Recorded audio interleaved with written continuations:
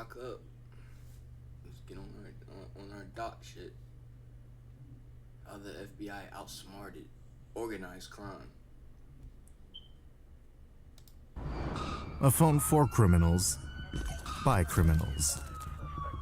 In 2018, Anom became the go-to tool for organized drug deals, hits, and black market operations worldwide. Marketed as a safe haven for criminals that would allow them to conduct their business in the I ain't gonna hold on. This shit kind of giving me goosebumps. I just feel mad cinematic. shadows. But there was just one problem. It was secretly created by the FBI. Backdoored, yeah.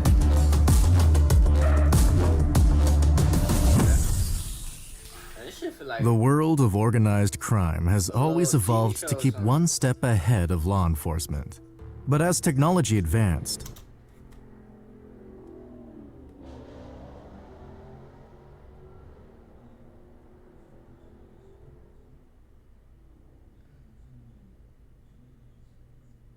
that's that coat.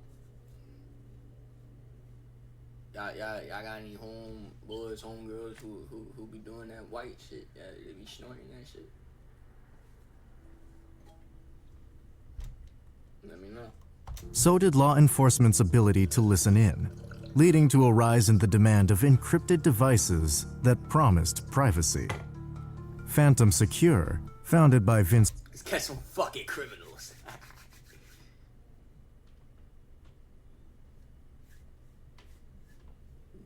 That's mad federal. That was just mad federal. Ramos in 2008, offered a product that was both technologically advanced and specifically designed to take over the private communication market. The demand for a way to communicate without the fear of interception was high among criminals, and Ramos filled the gap by providing modded BlackBerry mobile phones that were stripped of components like the cameras, microphones, and GPS. This ensured there was no possibility of authorities listening in to conversations, or a potential location leak via images of their surroundings or geolocation. Since there were no devices for secure communication, drug busts, captures of crime lords, and arrests of street criminals dramatically increased. Prepaid phones needed to be constantly replaced. Payphones were inconvenient, and meetings among criminals meant there was always the massive risk of things going south. Ramos knew all of this. He understood what features were the most important. All he had to do was create the perfect device, market it, and let the sales come in. The main feature of Phantom Secure's devices was the installation of pretty good privacy encryption software, which ensured that all communications were impossible to tamper with. Along Any old heads, you know, who had a BlackBerry before? I never had one. with that, the modded phones were equipped with a My first phone was a HTC.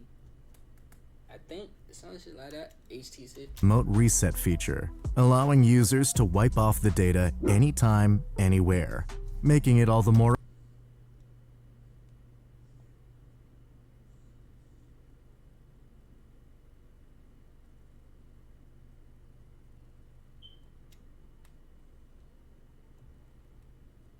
appealing to the targeted consumer group. Quickly, the word began to spread.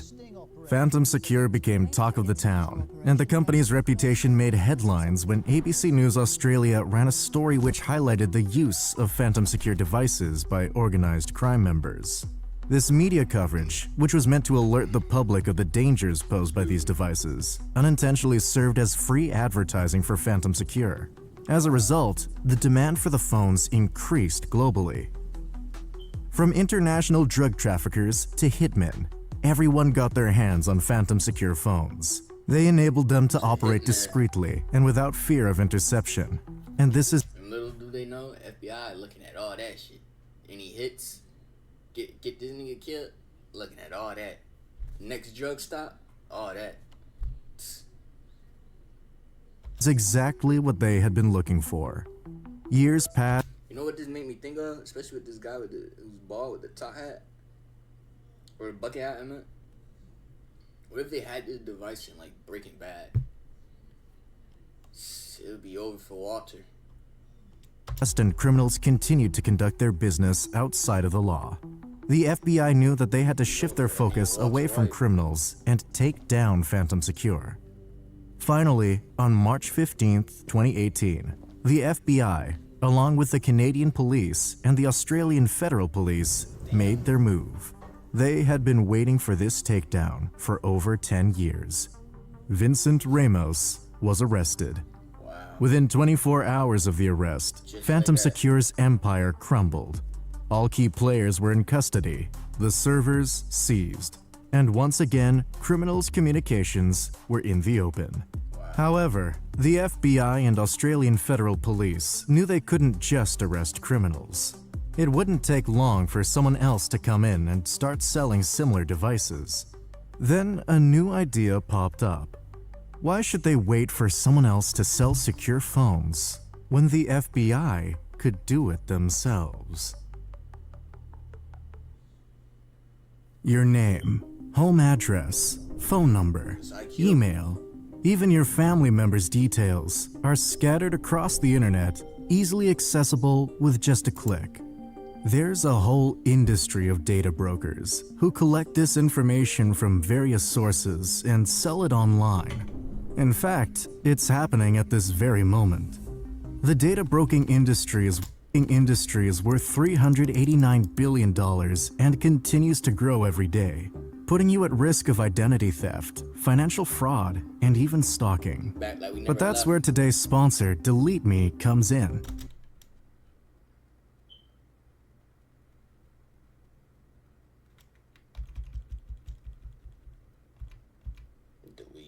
Plans. The arrest of Vincent Ramos and Phantom Secure's takedown shook the criminals. They had relied on Phantom Secure's encrypted devices for so long, and suddenly they were left without a trusted way to communicate. Everyone waited impatiently for a new tool to hit the market. They tried out other encrypted devices like SkyECC and EncroChat, which promised the same level of security, but the FBI closed in on these companies too. Finally, the FBI and AFP entered the scene with a new phone, Anom. Anom was designed to be the perfect tool for organized crime.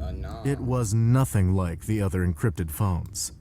At the heart of Anom was its custom operating system, Arcane OS, which was specifically built Ain't that a Netflix series?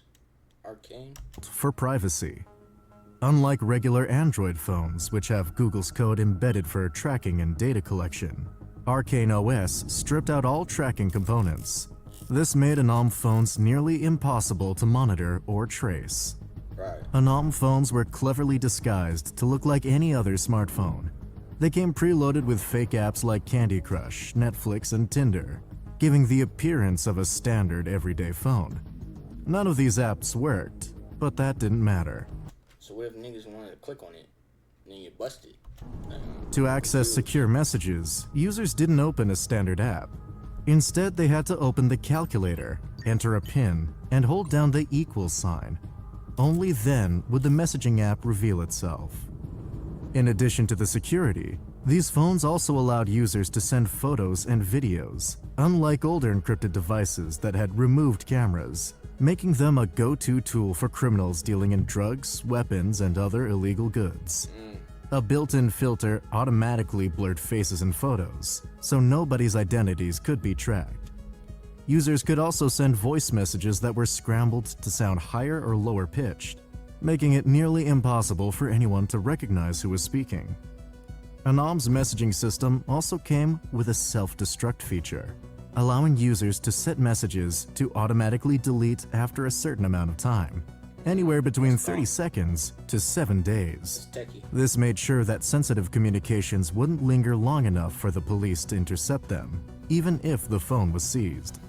Users could also request a remote wipe from Anom, erasing everything from the phone instantly if needed.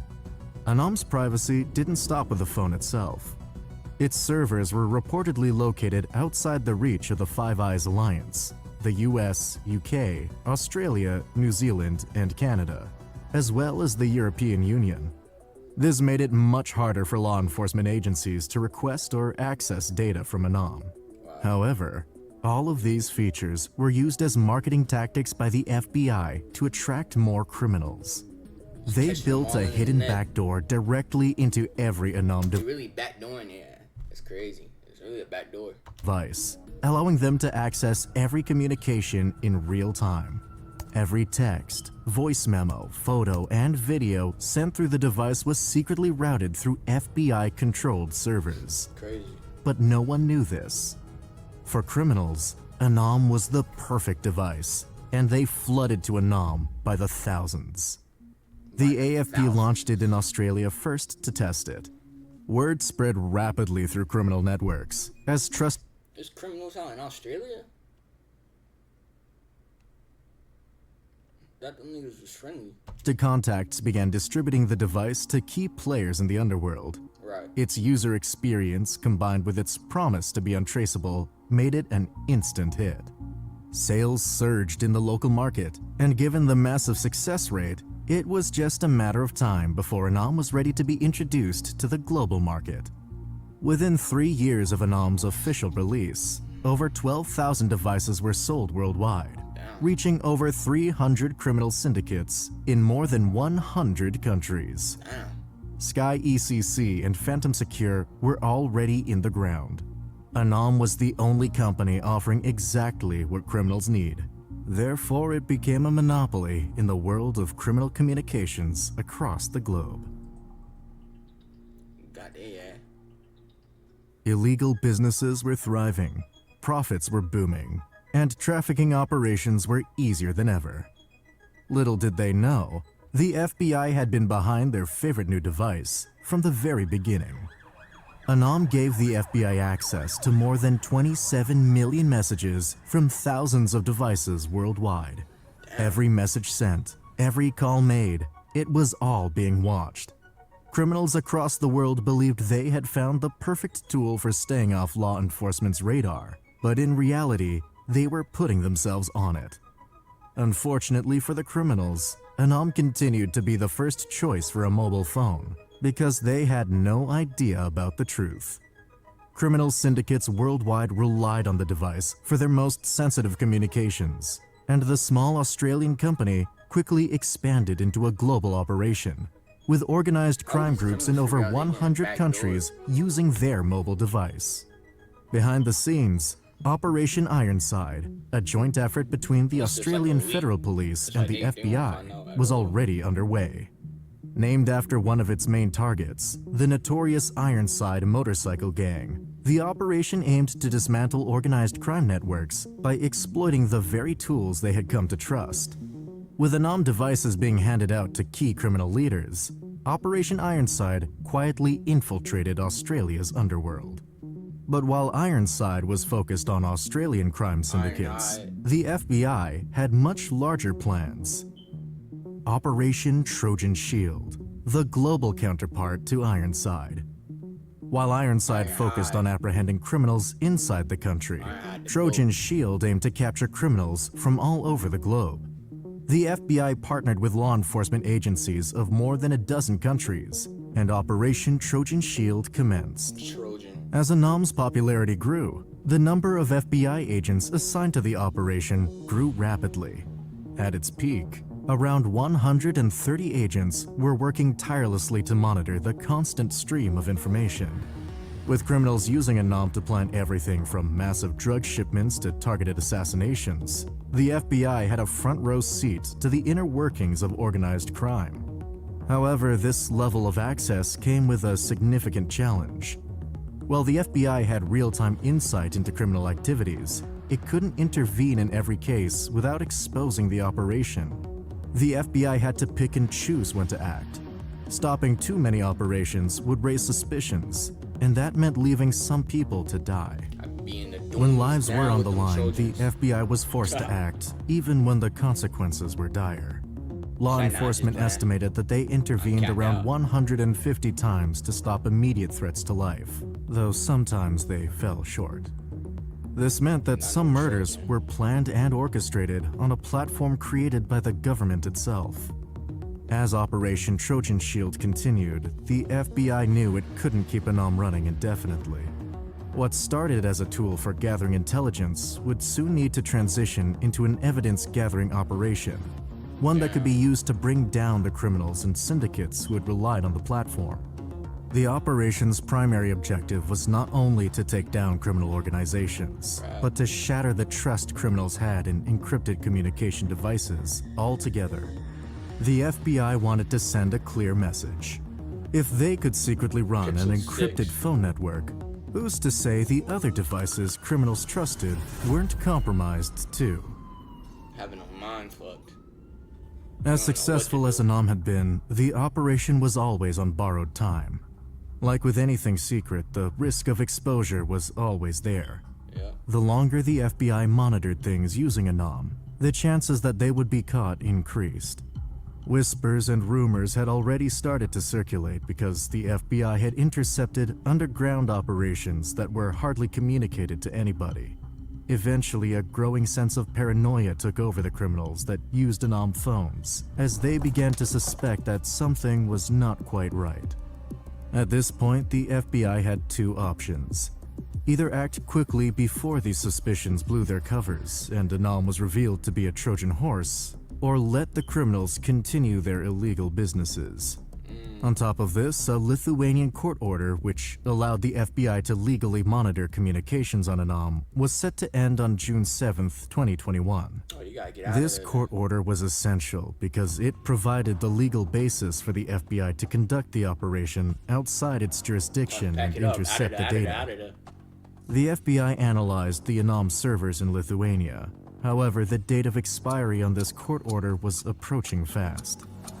Under the circumstances, the only option left was for the FBI to coordinate with law enforcement agencies from around the globe and carry out one of the biggest sting operations in history. Damn. With just 24 hours on the clock, the FBI started a highly coordinated and precise operation on June 7th, 2021. Deviating from the plan slightly or even making the smallest of mistakes could result in instant failure. More than 10,000 police officers When this across shit was going multiple down, I was in high countries school. were ready to carry crazy. out a series of synchronized Can't worry about raids, taking an making exam it the or some shit. largest coordinated law enforcement action in history. Ain't that crazy? They had one simple order: strike fast, strike hard, and take down as many criminal networks as possible in one giant, global sweeping move. As the clock struck midnight, Europe, North America, Damn. Australia, and several other regions jumped into action. Strike teams moved together. Raids were carried out one after the other. Now that's The tough. only important thing was to keep the element of surprise alive. Therefore, strike teams in every region moved together at the same time. In unison. This allowed them to take down some of the biggest criminal organizations and arrest as many people as possible. In Australia, the Now they move AFP in tight. targeted one of the most ruthless gangs in the entire country, the Comanchero Motorcycle Club. This That is biker entire gang was country. deeply involved in drug trafficking and murders Not across even sleep in Australia. To demolish their whole operation, the AFP executed raids all over the country in cities like Sydney, Melbourne, and Perth, where the gang had Perth. strongholds.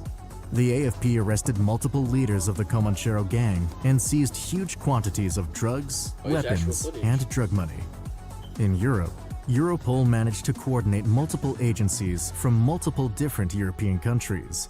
One of the most significant raids took place in the Netherlands, where strike teams there targeted the notorious Macro Mafia, an organization involved in large-scale cocaine trafficking from South America all the way to Europe. Simultaneously, in Spain, authorities cracked down on the Albanian mafia, which had been using Anom to plan drug shipments and money laundering. In Italy, the 'Ndrangheta, which is one of the most powerful mafia organizations in the world, was hit hard. Europol's coordination made it almost impossible for people to flee to other countries like they had before to avoid arrest. Plus, with the element of surprise on their side, no one got away.